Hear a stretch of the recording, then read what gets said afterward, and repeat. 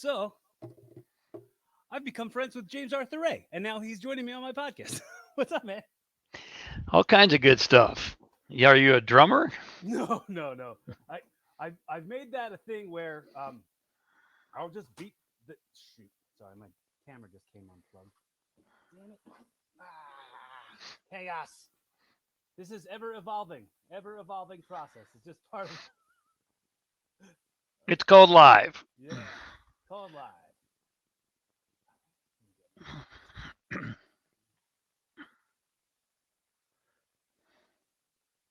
All right, so I want to give you this opportunity right now to give you the opportunity right now. You got an open platform. Just say whatever you'd like to say. Say whatever I'd like to say. Here's your outlet, man. I what I would like to say is that it's time to remember who you are. Uh-huh. And that's just right off the tip of my tongue because I did not expect this. I expected some questions, and I'm sure there will be some questions, but most of us have forgotten who we really are and what we're capable of. And I like to remind everyone that they're here on purpose and they're here for a specific reason. And I think young people need to hear this maybe more so than anyone, because if you don't fulfill your potential in this lifetime, it hurts everybody. It hurts everyone because I have this firm belief, Cory, that we're all sent here by God or spirit, universal intelligence, call it what you will, to perform something unique. And each of us has a unique gift. I have something you don't have, you have something I don't have. And you can't fulfill my purpose or my mission, and I can't fulfill yours. So it's really, really vitally important for all of us to give it our best. And our best isn't always measured by number of followers, by the way. And it's not measured by how many people agree with us. And it's not measured by bank account. It's measured more by feeling. How do you feel about what you're doing? And if it feels good and it's productive, then you're probably on the right path. It doesn't mean it won't tweak and it won't twist and it won't change. It probably will. Mine certainly has. But if you feel good and you feel productive, then you're probably in the zone. You're the right guest for this show. I wanna take this opportunity right now, James, to tell you how grateful I am that you've decided to spend the currency of your effort on on clicking the link and hanging out with me here on the show for a little bit. Clinking it 3 times, Cory. How many times can you click a link? Well, I think it's a user problem. My wife was this close to coming into my salvation because she kind of knows. But anyway, we got it figured out. I'm very grateful. I want to make sure I make you feel before we ever start anything, and I want to appreciate you for taking that time to fill up that space while I was trying to figure stuff out. But I want to give you the opportunity to let you know how welcome and how heard you have the opportunity to like air it all out. Anything you got, always welcome. Never feel judged by me. I want no one to ever feel like there's some judgment coming from me. So it's real neat. It's real neat. Also, like that whole like your wish is my command thing that you did back in the secret. Like I lived that for a while, and I kept like trying to trying to I don't even want to say try because I just did. It wasn't that I tried anything. It was that I take that your wish is my command thing, and kind of stomp out my limiting thoughts.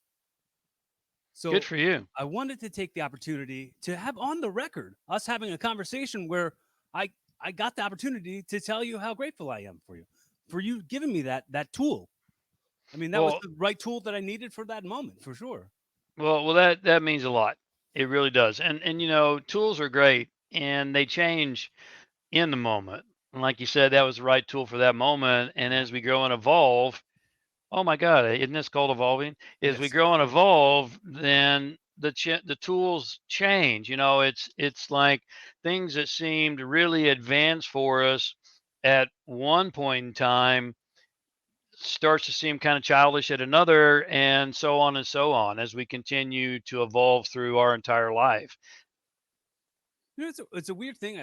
I've been saying it on here, but I think it might be neat for you to hear it said because maybe you can use it in some example later in the future. But I always said as a kid, I want to be a comedian. I want to be a professional wrestler, and those were the only things I ever wanted to be. I was both of those things, but I didn't know that I wanted to be a podcaster because podcasting didn't exist yet. So maybe when it comes to like what you really want, maybe you feel aimless and you feel like purposeless. Maybe your purpose doesn't really exist yet. You just gotta wait it out. The world evolves also. Well, I think your purpose does exist in my experience. It's just that it it morphs, it changes, it becomes more and more clear over time. That's certainly been the case for me. Like, I'll just tell you real quickly, when I was a young guy in, I guess it was probably started in college. I thought I wanted to be an actor too, believe it or not. And I pursued some classes. I thought I wanted to be a musician, and I was in a band, and all of those things just weren't for me. Mhm. But I studied them and I applied them. And now, given where I am at this point in my life, I realized it was all perfect because in retrospect, I can see that every single part of that, the performance aspect, of being an actor, for instance, certainly serves me on a live stage. Mhm. And the voice training and the musicality, plays into the events we do. Even when we do events on Zoom, which we do, we still use video and music and all of those kinds of things. So it's just not there yet. It's always there in part, but maybe not in full until life, dare I say, evolves. And I'm not going to wear that one out. No, But you until can use it. You have full permission to use it as many times as possible. Yeah, well, as long as we continue to grow and evolve, then that target expands and we get more and more clarity over time. Mhm. Well, I think a main thing is if you get yourself, and I don't want to like make anyone feel like I'm trying to bash them in any way, but if you make the decision that you already don't want to do things, you already know what you are, and you can't know anything else, and you just kind of stop evolving, then what you want won't find you, so you won't find it. It'll be looking for you if you're kind of open to looking for it, but being closed to it might kind of make you feel stuck where you are. And if that's the case, you need better friends probably. Yeah, or you need more adaptability. It's really interesting, Corey, because we live in a world that is replete with socialized mind and social programming. And it's amplified even more so with social media because social media tends to emphasize what society tells us is important, cool, and exciting. And so, particularly the younger generations tend to look at certain things and go, "Oh, I want to be a coach because coaches are everywhere. I want to be a professional speaker. I want to have a podcast. I want to write a book." All these kinds of things, but not everybody is meant to do the same thing. And so consequently, to your point, if if we're not staying open, see, I fully know, and this is backed up by research from Harvard, that every single one of us is born with a genius, at least in one area, if not two. But our society, particularly our school system, which has failed us miserably, does not encourage us to find our uniqueness. It encourages us to conform and comply. You just And if you Yeah, look at this, consume or be part of the workforce. yeah, Mhm. I mean, and so he or she who conforms and complies the best in our school system gets rewarded the most by better grades and teachers pet and all those kind of things. You know, you don't see the really unique, bouncing off the walls kind of artistic radical person getting a lot of accolades in our school system. Yeah. And so we're really Can encouraged to go can after we certain things. can we start calling them radcalades? You can call them whatever you want because you're probably talking about yourself, but nonetheless, um, it, it it's just a fact is that Yeah. we don't encourage Yeah. uniqueness. We encourage conformity and compliance, and so consequently, you know, when you look at the people who own the traditional school system, and I won't drop the names, but there's a fact. It's a fact that there are just a very few individuals who own the school systems. And there's a direct quote from one of these individuals that said, "We don't want unique thinkers. We want good workers." And so that's what we're conditioned into from the time we're really small, and we're taught to follow the money, and we're taught to become a doctor or a lawyer, or now, you know, go into technology because that's where the jobs are. Well, isn't it interesting, Corey, that every 40 seconds in our world right now someone commits suicide? Every 40 seconds. That's a lot of people. Isn't it interesting? It's actually sad that 43% of the people surveyed are too exhausted to perform in their daily work. Isn't it sad as well that according to Gallup, 73% of the people surveyed are totally disengaged, unhappy, and unfulfilled in their daily work? Well, I wonder why. Because we bought into the programming, and to escape the monster of socialized mind takes a lot of energy and a lot of effort. Mm, it really does. And I say a lot of this too. It's like the ability to recognize that someone needs some extra help doesn't necessarily mean that they have a problem. It just means that they're a little different than the normal, like, uh grind them through kind of, everybody just, no kid left behind kind of thing. So it seems like those kids might feel like they're a burden, and that might contribute to that 40, that 40 number that you were talking about. Yeah, suicide every 40 seconds. I mean, Mhm. that's heartbreaking, man. I Yep. mean, something's wrong. We've missed the boat somewhere. And so going back to what I said when you were fixing your camera is when would now be the time to remember who you are? You are not Cory Kastle. You are an infinite being having a finite experience in a body named Cory Kastle. But that's not who you are. I am not James Arthur Ray. I'm an infinite being with unlimited potential, having a temporary physical experience in a body that was named James Arthur Ray. But we tend to forget that. And Mhm. so consequently, we limit ourselves and we think small, and we don't uh, think creatively and innovatively, and we're not resourceful and resilient, and all the things that we're really capable of being because we've forgotten who we are. Yeah, it's I think identity has a huge part of, like, worth sometimes. So people sometimes, I think, might wrap too much of their worth inside of what their identity is, and not realize that their identity is just kind of like, it'll just be like a little fleck, a little flick off. You can just, like, you can just shed the shed the weight of that pretty easily.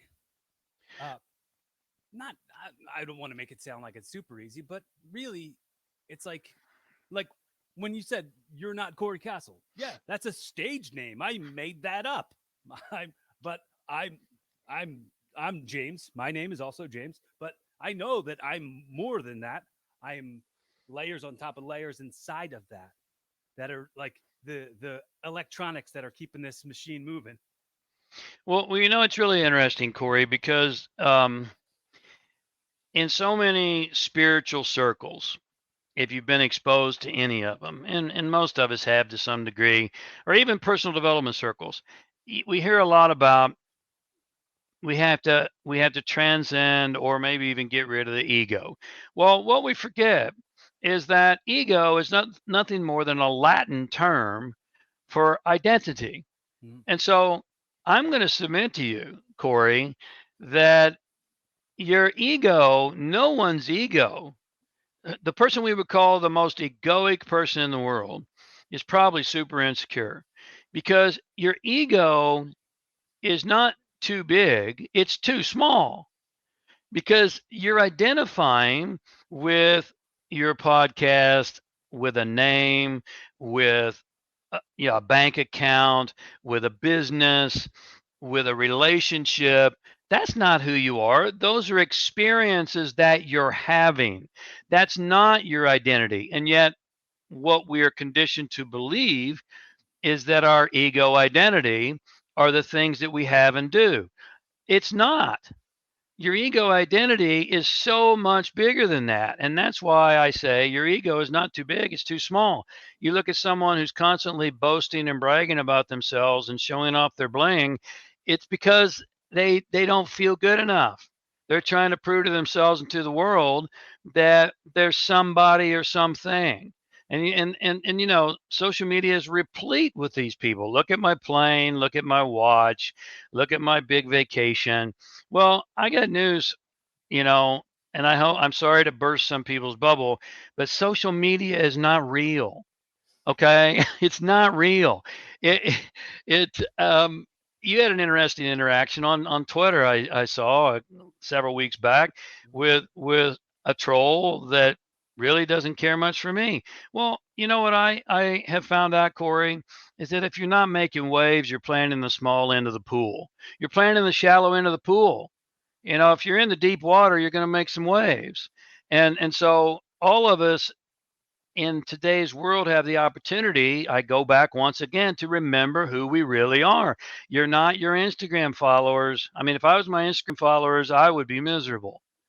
If I was my Twitter followers, oh my God, there's so many people who are in the secret that have more Twitter followers than me. Okay, so is that really how you define yourself? How That's many? the word that's been rolling around in my head. Like the ability to define things or define or just redefine what you consider what the next level is, and like so an ability to celebrate the wows of what life even is. Well, let me tell you, we talked about purpose. Let me tell you ultimately what the purpose of life is. It's to live. Yeah, it's so simple. The purpose of life is to live.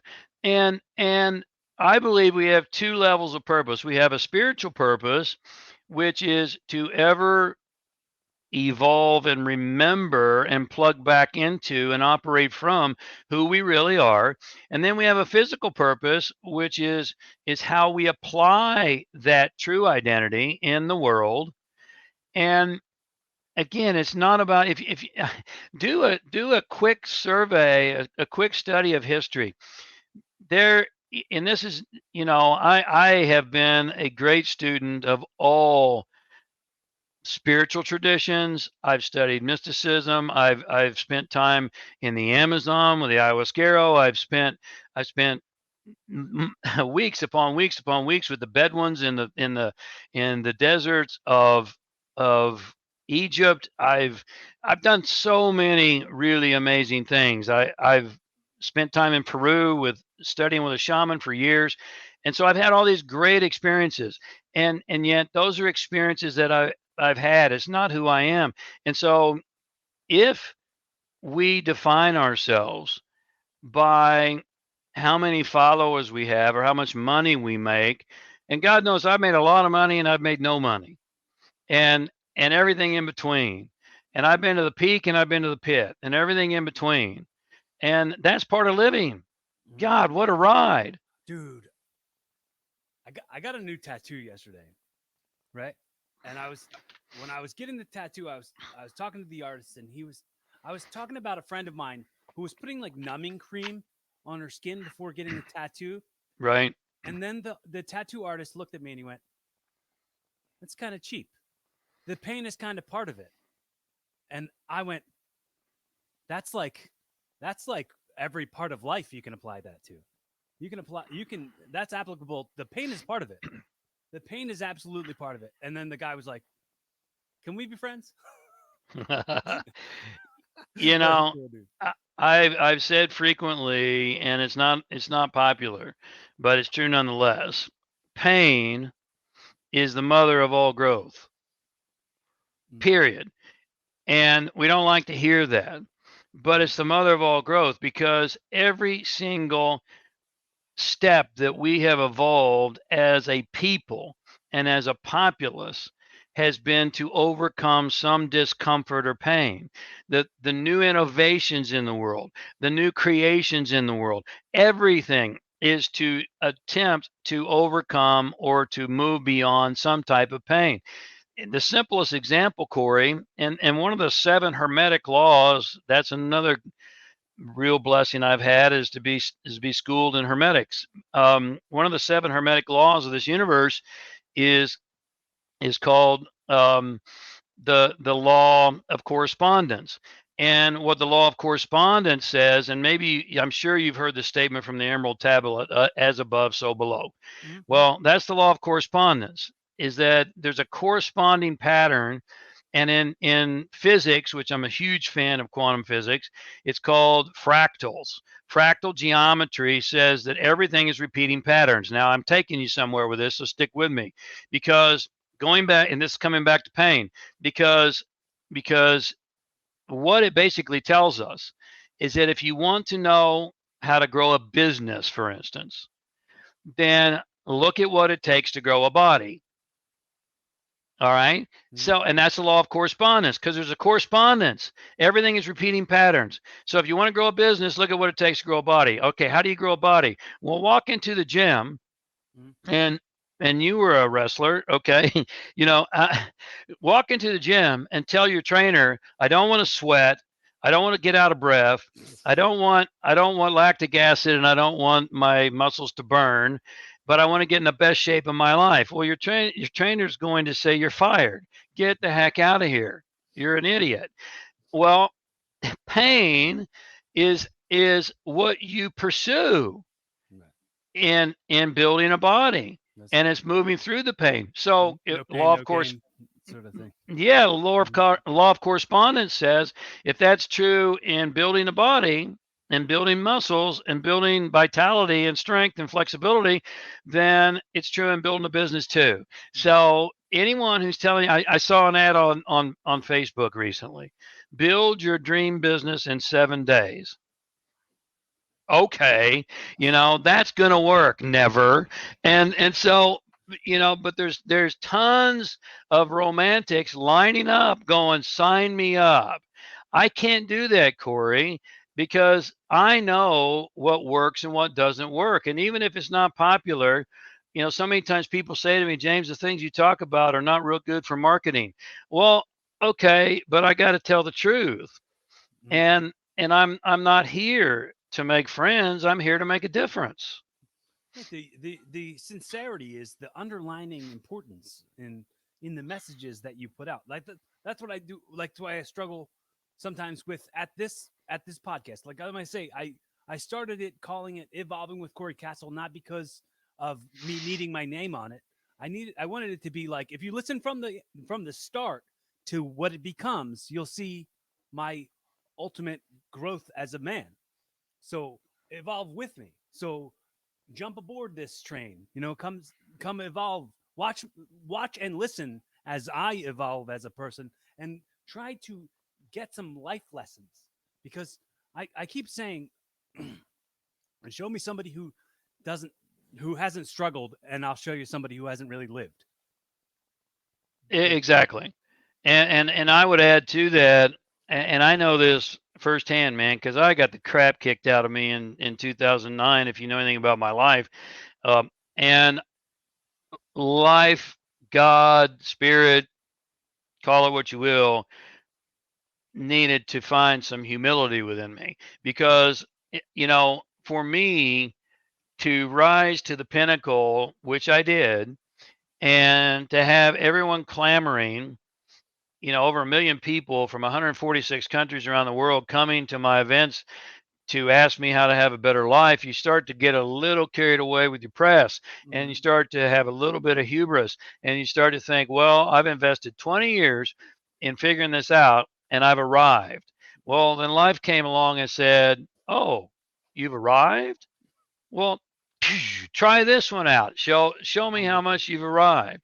And Mhm. I realized that, that I hadn't arrived at all. And we don't. And so to your point about evolve with me and come along with me is extremely wise because we're none of us, if you think you have it all figured out, you're really in danger of of getting blown out in my experience. I have this joke I've been doing on stage for a couple months now, where I say, uh, you look at somebody and you're like, hey, that person's got a really nice body, they drive a really nice car, they got a hot partner, they must have it all figured out, right? And then this is the way I look at it. Birds. Some of them still get hit by cars. They got the entire sky. Not everybody's got it all figured out. So You're that's right. that's my way to say, just be easier on yourself. Yeah, I mean, well, and just more simply, look at Hollywood. How many of those marriages last? And they're all gorgeous, and they have big cars and big this, that, and the other, Mhm. and then they go into a major spin out. So yeah, we all have our challenges. We all have our pain. We all have our struggles, and your scars are a symbol of your strength. For me, I've had 6 major mentors in my life, and they've been invaluable for me. I've had some minor ones, but I've had 6 major ones. And I want my mentors, my coaches to have some scars because if they don't have any scars, they haven't been in the arena. Mhm. And and the only way that you're going to get any real life lessons is to get into the arena and get knocked down and get back up and get knocked down and get back up and get your teeth kicked in and get back up. And ironically, I'm talking to a wrestler or an ex-wrestler, but I mean Oh, I'm still that wrestling. I still wrestle. yeah, just so Never you know given what the I'm talking about. I right, mean, right. that's part of the game. Mhm. And even the best of the best get hurt, even when they know they're going to win, they still get hurt. I'm talking about in the wrestling world. Yeah. Even when they know they're going to win, they still get hurt. Because things happen, life happens. Well, it's all a work, James. Winning and losing doesn't matter. Yeah, I don't know. yeah. It's Well, all part of the well, show. It's all part of the show. It's there's show there's business. two types of people in the world, Corey. In my experience, there are winners and there Mhm. are learners. Mhm. That's it. Yeah. And isn't it true that we learn some of our greatest life lessons from our quote last mistake? And so I've learned some of my greatest life lessons from my screw ups, from my mistakes. And so then did I really lose or did I learn? No, I learned. Well, did you have to serve some time? 2 years. Yeah. So that was a lot of time to learn, to reflect on what the mistakes were, and how to handle that differently, and and be humbled and learn that you were full of hubris, probably. That Yeah, I you I you mean, but you bit into your own hype a little too much, probably. I did. My heart was always good. My implementation not always as good. It could have been much better. Hmm. And yet, when you got all these people clamoring and the media, and I was the media's golden boy at one point, and then I became media Satan about that fast. But it's really easy to develop a lot of hubris, to really think, oh, I have it all going on and figured out, and we really don't. We Hmm. really don't. I do coaching now and I do events now, and I'm really straight up with everybody. I don't know the answers.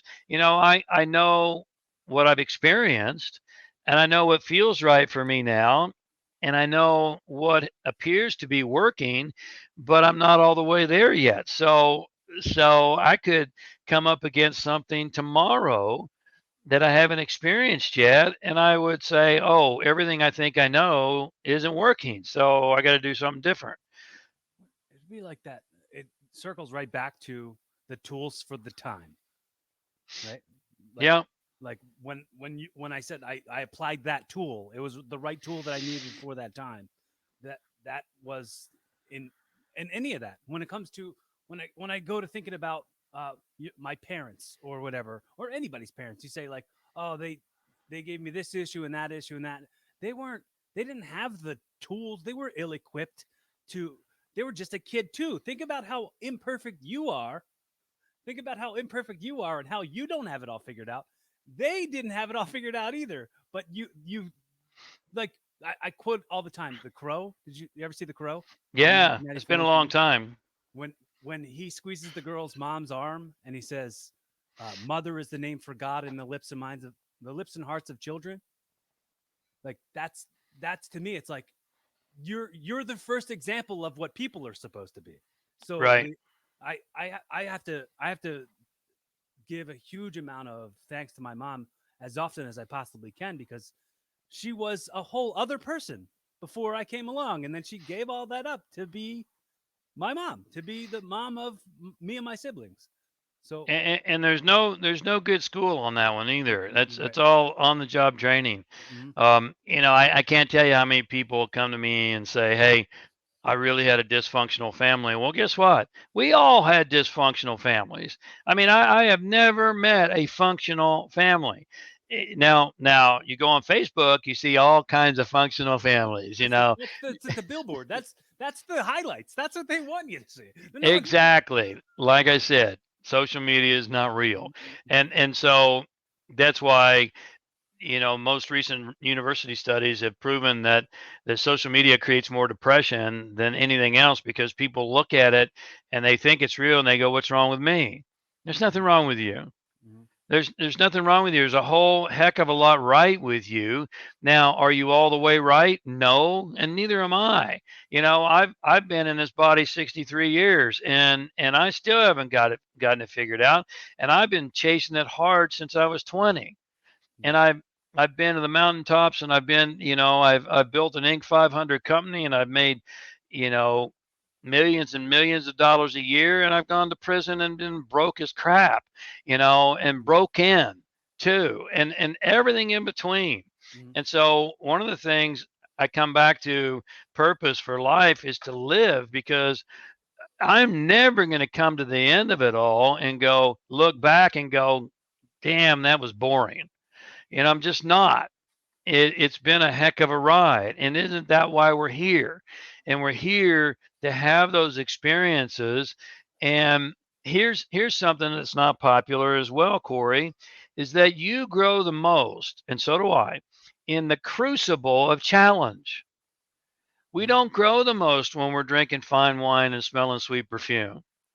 God, I wish that were true, but it's just not for me. If you get that one figured out, let me know. Yeah, But yeah. we grow the most when we're pushing up against big challenges and difficulties, because that's where we have to become more resourceful and resilient. That's where we have to come to our center and decide what's truly important. And those are the things that we live for. Yeah, dude. Like the heaven is here now. I think, Yeah, let me and quote the Gospel of Thomas. Are you familiar? no, not no. But Let me a little history. You mhm, can look this up. mhm, But in 325 CE, there was a council in Nicaea, and they removed about 50 books of the New Testament that were then in the Bible. Well, now we've got 4 Gospels in the current Bible, but they removed about 50 books.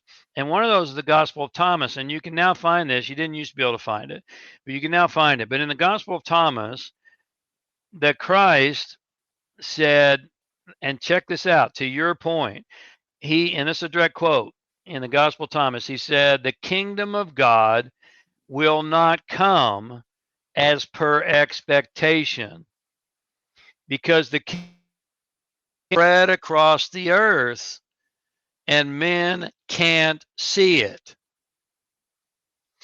Mm. That's about as good as it gets as far as I'm concerned. Yeah. You know, Well, it's that's here. I was saying like that all of that stuff, then that going, pain is a part of it. Pain is a part of it. The pleasure isn't as good if you hadn't struggled, or if you hadn't, like you said, gotten beyond that pain or that struggle, or and and you're never alone in that, because the majority of people aren't going to tell you that they're leading a joyful life. I I could, I don't know. I could probably go ask somebody out on the street tomorrow and like probably find one out of 100 people who told me they were living a joyous life. If you were lucky, and Mm-hmm. that's why every 40 seconds someone commits suicide. We come back to where we started. Mm-hmm. And you know what the problem is, Corey? It's faulty expectations. Mm-hmm. Faulty expectations are the cause of suffering because we we build up in our mind how life should be, and we can't experience what life is because we're too busy being consumed with what life should be, and we can't appreciate what life is. One to Again, to your point, I go back to hermetics. There, one of the other seven laws of the universe in hermetics is the law of polarity. Law of polarity says every up has a down, every in has an out, every right has a wrong, every good has a bad. Well, every pain has a pleasure and every pleasure has a pain. Let me give you a quick example. When I was running a $10 million business, and I was on Oprah, and I was on Larry King, and I was on the Today Show once a month for multiple months running, and everybody was after me. You go, oh my God, what a great life. I was making millions of dollars.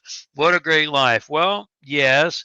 And it also sucked because I'd be running through the air. I was on the road over 250 days a year, living out of a suitcase. I'd be running through the airport, running late for a plane, and someone would go, "Hey, wait a second. Well, hey, hang on. Aren't you James Arthur Ray?" I'd be like, "Yeah, I got to get to, well, have you got just a quick minute?" Well, the minute I say no, I'm a jerk. So I'm late for a plane and I stop, and now they're asking me, how do I do this and this and this? I go to the gym. I've got an hour to get a workout before my next meeting. And someone comes up to me in the gym. Aren't you James Arthur Ray in The Secret? Yeah, yeah, I am. Well, I know this is your personal time, but let me ask you a quick question. Well, my workout's shot because I gotta be in a meeting in less than an hour now. And if I say no, then I'm a jerk. So this is why everything comes in both pleasure and pain. Mm-hmm. Everything comes in good and bad. It's all there. Most people want to collect all the quarters in the world, Corey, if we had quarters anymore, which we don't. But just imagine, and they only want the heads, they don't want the tails. Uh, Well, how many quarters are you going to get? Zero, because every single quarter has both a heads and a tails, and they always come in equal pairs. Well, guess what? All up comes with down, all great comes with bad, and on and on and on. And that's part of life. And when you can learn to harmonize the mind and to embrace it all. And here's something for a viewer to write down if you're taking notes, because I take a lot of notes. The master embraces both pleasure and pain in the pursuit of purpose. And to the degree you can't do that, you're going to be miserable because most people only want pleasure, they don't want the pain. Well, it comes in equal pairs. mm-hmm. Yeah, the end is part of the story. So you don't have a good like the story. No story. You can never like come out with a story and then be like right in the middle. Just stop it. You have to experience every part of it. Not, you can't skip the middle. You can't skip the beginning. You can't skip the end. You got to tell every part of that story. Yeah, yeah, and I'll use a wrestling metaphor. You may be aware of this, maybe not. Um, I coached Hulk Hogan. You ever heard of that? You ever heard that name? Yeah. Yes. I'm sure you have. Yeah. I personally coached him for quite some time, years and years and years ago. In fact, there's an interview I did with him on YouTube, my YouTube channel. J- James Arthur Ray is my YouTube channel, and it's still the most popular video that I've got on my YouTube channel. All these years later, I interviewed him back probably in like 2006, maybe seven, somewhere in that time.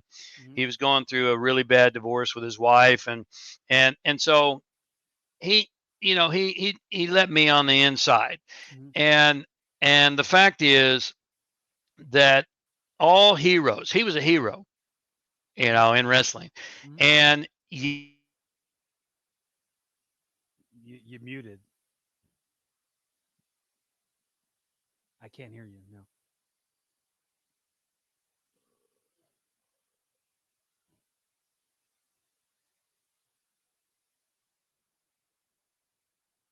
Can't unmute the guest.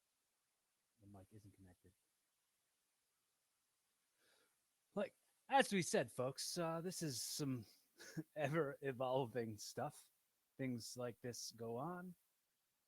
Uh, but it says your mic is disconnected, James. Uh, now. yeah, yeah, it's all back. Good. Yeah. So let me go back to headset and just see if you can hear me, because it's probably going to be more clear. Can you hear me now? Yeah. Is that better? Yeah. Sounds Okay. good. So so he let me behind the curtain in wrestling, and so I Mhm, know a little bit about what goes on in mhm, wrestling. mhm, And here's the bottom line: it's true of life, it's true in wrestling, it's true in business. The hero is only a hero. Anyone we think that's a hero, and Hulk Hogan was a hero. mhm. The, the only reason he's a hero is because of the amount of villains and dragons that he's fought and overcome. Right. And Yes. so, it's like the Rocky Balboa thing. You know, Apollo Creed had to kick the crap out of him and almost just do him under Mhm, for him to be a hero. mhm. Well, guess what? That's what life is like too. You want to be a hero? You see so many people talk about, I'm a hero, I'm a hero, let's be heroic. All right, well, you're asking to get the crap kicked out of you, because that's the only way you can be a hero, is to put forth heroic effort and to fight major, major demons and dragons.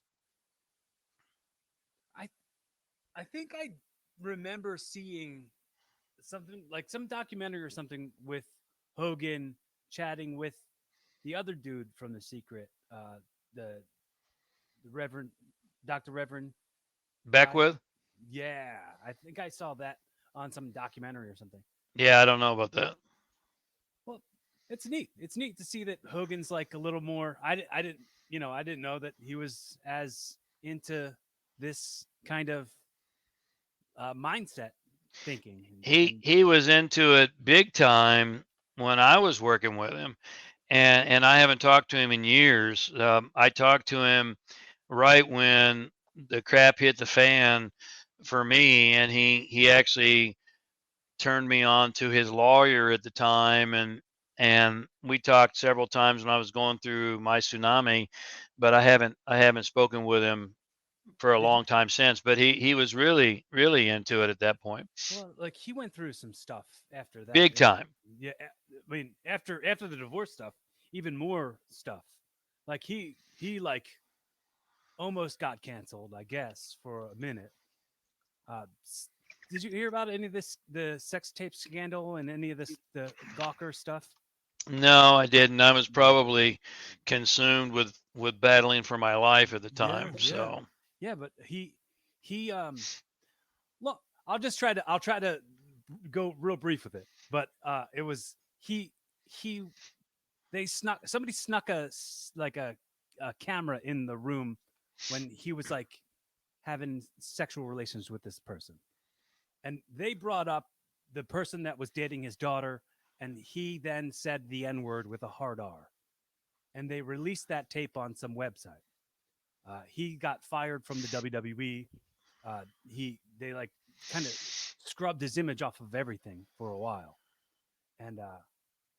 and he sued Gawker and got like $130 million.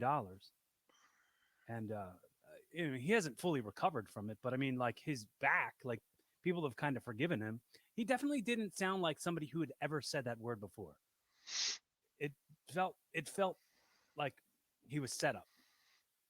Yeah, I can't speak to that, Mm-hmm. but what I can speak to is that I know even when he was slated to win a match, he had to agree to get beat up quite a bit before he would win. Yeah, Yeah, absolutely. and that's that it's a great metaphor for life. Yeah, I mean, how many of us would go to a movie that didn't have a that only had a hero and didn't have an antagonist, didn't have a yeah. villain? It, We wouldn't. It'd be boring. it wouldn't be an entertaining match if the good No. guy just came out and won right away, and you, it's just it wouldn't maybe that would be something that was like a throwaway TV match that doesn't matter. But if it's something that people are gonna like really invest their effort and their love and their heart into, it would have to be something that makes them care about it. So Right. it would have to be Andre the Giant, or it would have to be uh, Iron Sheik, or whatever big villains he's faced in the day. Right. Right. Exactly. And such is life. And it can't be otherwise. And Yeah. and so, if you have young viewers, I hope they're really listening and will take this in because we've been indoctrinated so heavily in this romantic mindset that I'm going to reach a point in time where I have so much money and I have my own plane and everything is rosy. And I'll tell you, man, I know all those people and it's not rosy. When I was making $10 million a year in my company, I had $10 million a year problems. And I was sleeping 4 hours a night and I was on the road over 250 days a year and I was physically exhausted. And so it always comes with a price, and it can't be otherwise. Well, I think I'll fully agree with Biggie in the Mo Money Mo Problems thing, because it's like your problems are also like people that you love and care about you are now looking at you differently, like somebody who's gonna come along and save their life, like, and you gotta like deal with like trying to maintain relationships with people. That's gotta be really tough. I'll tell you what was really tough for me is that excuse me, when I was at the pinnacle of my professional career, I was single and everybody was like, "Oh my God, you're in, 3, 4 cities a week. I bet you got a woman in every port." No, no, because I was so freaking busy and physically exhausted. I went and I did my presentation. I went to my hotel room and crashed. But my point is this, is that when I was dating women during that time, when you have a lot of material things, and this is kind of to your point, Corey, you never really know if someone cares about you for you or if they care about you for what you can do for them and Mhm. give them. Right. Well, I've got the most amazing wife on the planet now, and if we have a married man watching today or whenever this rolls out, hopefully you'll disagree with me that your wife's better, and you should. But for me, I have the most amazing wife on the planet, and I know that she loves me because when she met me in 2013, Corey, I was homeless. I had lost 40 pounds. I just got out of prison. I'm standing in the desert of Arizona. I'm homeless, literally homeless. I went from Beverly Hills, Mulholland Drive, to prison to homeless. And I lost 40 pounds I didn't need to lose. I was in horrible physical condition. I was alone and I was $20 million in debt. This is 2013. How many years ago is that now? 8 years ago. $20 million in debt. You know, if you're broke today and you're listening to me, my heart goes out to you. I will never minimize that. But let me tell you something. When you're 20 million in debt, broke looks good. because broke was 20 million over my head, and I was homeless and I was alone. And shortly thereafter, I met my now wife, and I know she loves me because when you're 20 million in debt and homeless, and someone stands with you, there's no question, right? And when you're worth 20 million plus, which I was at one point, and running a $10 million year business, you don't ever really know. You're not quite sure. You'd like to think you know, but you don't really know. Mhm. Mo money, mo problems, but no money, no problem. There is no money, no problems. There is problems with no money too. There's problem. It's Problems better. everywhere. It's better to have problems with some money than problems with no money. Right, I'm not anti-money, but what I am is pro-meaning. And I right. think I think what I'd like to advocate is that we need to change the conversation from how do I make more money to how do I have more meaning, because we're here to live a meaningful life. Mhm. And at the end of the day, you know, it's not going with you. It doesn't even belong to you, because if it belonged to you, you couldn't lose it. And the only thing that has true and lasting value in life is that which can't be lost or taken or stolen. Mhm. If it can be lost, stolen, or taken away, then it really doesn't have any value because it's meaningless. And so what I really am an advocate of now, Cory, is helping every individual, you, me, everyone I'm blessed to serve, to find something meaningful in their life.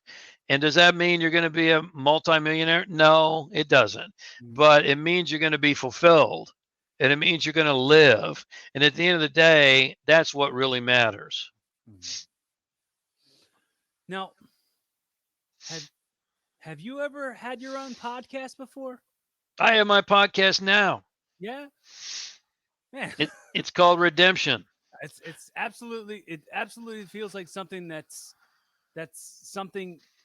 These kind of conversations, if it's just like that, I feel like it's probably super helpful to your audience.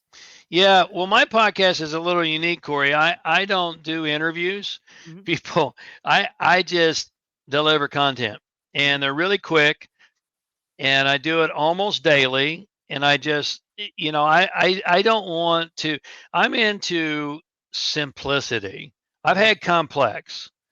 And I mean, you know as well as I do that to find guests all the time and to get them hooked up and to make sure they know how to click the link, like today, and oh my God, we're running late, and on and on and on. I just don't want that hassle. And Uh, so what I do is my podcast is called Redemption. It's on all the platforms, and I just have a thought, a quick lesson for the day, and it's about maybe 2 minutes long, maybe three, real quick, mhm. most every single day. So that works really well for me because I sit down here with my lesson and put my headset on and plug in and go. Mhm. And then I give it to my wonderful wife and partner, and she uploads it to God knows everywhere, and it's done. That's awesome. Well, I want to make sure I say on the record to you, because for sure I find this important thing of uh, being able to have this, knowing that this is our first conversation we've ever had, and how great it is, and how grateful I am that you've joined me. But on the record, I want to thank you for being so welcoming and so uh, willing to do, because like going back to saying how quick your episodes are, how long these episodes are really takes an effort. So I have to tell everybody, whoever comes on or anybody who ever listens, how important I find that effort to be. And I want to make sure it's on the record that you know how grateful I am. Well, And Cory, I appreciate that. And let me tell you something, man. Um, the state of Arizona wanted 30 years. 30 years. And if they'd have got what they wanted, I'd still be in prison in the desert of Arizona. mm, I got 2 years. And and if anyone knows my story, I'd highly recommend that you read my latest book, The Business of Redemption, because redemption is defined as to gain or regain something by paying the price. And what I find is that so many people want to gain or regain, but they're not willing to pay the price. And I've paid a tremendous price. And, I carry a really heavy load because three people lost their lives on my watch.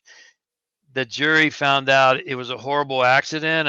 Of course, it wasn't intentional, but the state wanted 30 years. And here's my point is that if they'd have gotten what they wanted, I got 2 years, felt like 20 in many cases, but I'd still be there. And so for me, for you to be grateful means a lot to me. And I'm probably as grateful, maybe even more grateful to be able to be here with you because I could still be, you know, in hell. And that's another story for another time, or you can read about it in my book because the book really chronicles the whole journey. But I could still be there. And so for me to be able to be here with you and your viewers and your listeners, I'm just super super grateful because I'm being able to talk about things that are meaningful to me, and hopefully it's providing some value for someone. Do you celebrate the anniversary of your release? No, No. no, I've never even really thought about that. Not sure why. I'm not sure why not. I no, I just it feels like almost another lifetime now. It's going, Yeah. on. uh, Um, the accident was in 2009, so now we're what 12 years it's been, and so in many ways it feels like yesterday, and in many ways it feels like a completely different life, and even more so, when the life that I was living when I was on Oprah and everybody was clamoring, and that seems like two lifetimes ago. you know Mhm. Yes, so far removed from it. Yeah. But the funny thing is about it, and I say this and absolutely, you can use this, you can apply this if it applies to anything. I always talk about, um, like, look at life, and I say, like, here on this hand is birth. So this is when you're born, and this is when you die. Let's say ideally it's 100 years. So your struggle, your bad relationship, that might have been 2 years of it, 3 years of it. How small of a how small, and also I was thinking about when you were like people aren't willing to pay the price for their redemption. I think people don't look at it and go, all right, here's my penance. This is what I'm so while in it, it's you're such a victim to it. But only on retrospect do you kind of really get the opportunity to go, well, like, okay, well, I needed that. That taught me some lessons. But I don't know if anybody inside of it goes, this is some real learning I'm doing right now. well, if you can get that in the midst of it, it's easy for many of us to be grateful in retrospect. Mhm. To be grateful in the moment is really moving in the right direction. To be grateful in advance is pretty much mastery. Whatever life is bringing my way, I'm grateful for it. I don't know what it is, but I know it's for my own betterment and growth, and so I'm grateful for it in advance. And I'm not sure that I'm there yet. I'm working on it, That's but good. I am grateful for the all the experiences I've had, and I'll come back to where we began, Cory, is that you're not Cory Kastle and I'm not James Arthur Ray. We're infinite intelligence and infinite spirit and infinite potential, having a finite experience, let's say 100 years, finite is which is finite in a physical body, and we call this physical body Cory Kastle, but that's not who we are. Hmm. So I got just two quick things, and then I'll send you off with a hot dog and a handshake right off into the sunset. You can go. First thing, I do this thing where I call it audio time travel. Okay, so where I'd say, uh, considering I brought up being on the record so many times, I know this audio, this video, this platform is going to outlive you and I in this in Right. in the finite nature of our lives.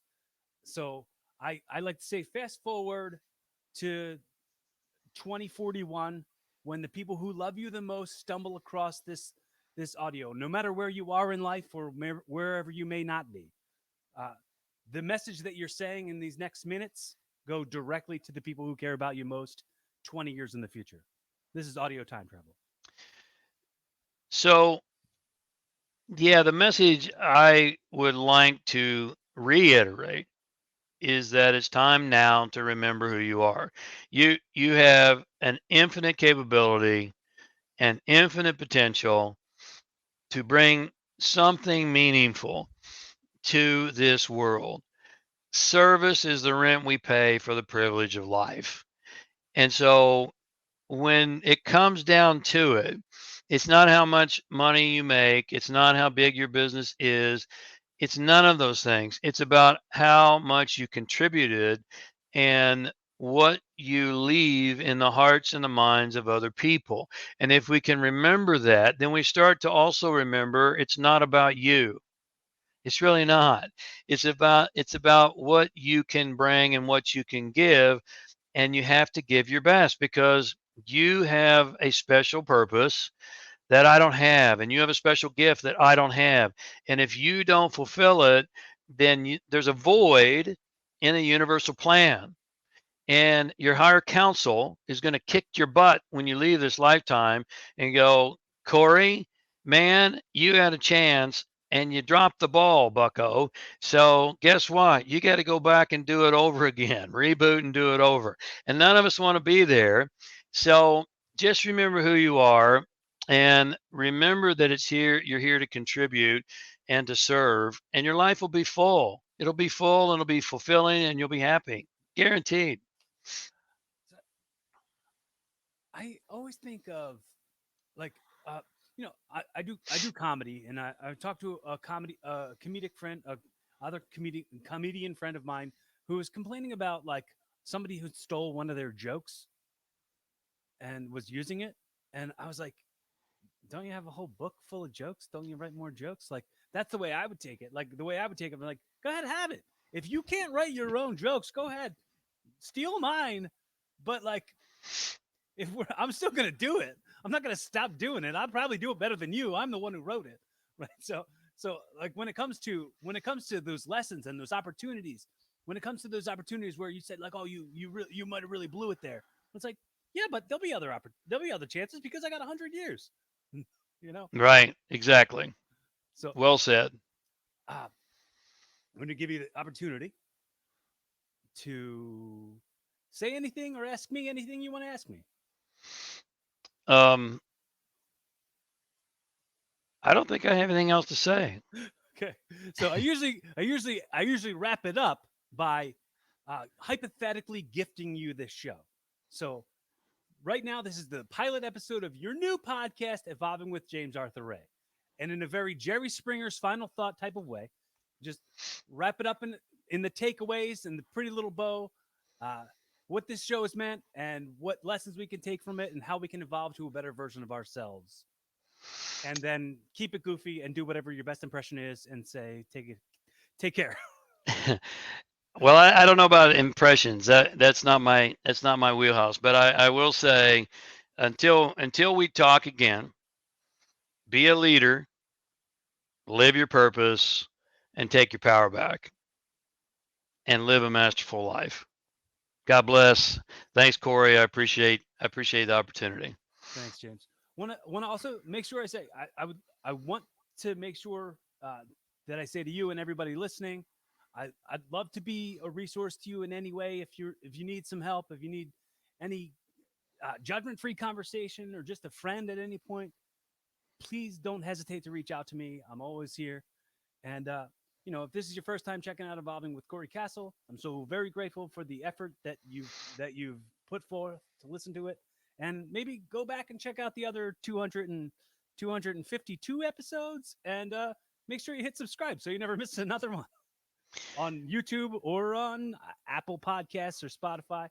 And be easier on yourself. Be kinder to who you are, because who you are is going to be who you were, and you're going to be like, why wasn't I easier on myself? So take that, chew on it, Be fun, have safe, keep evolving. God bless.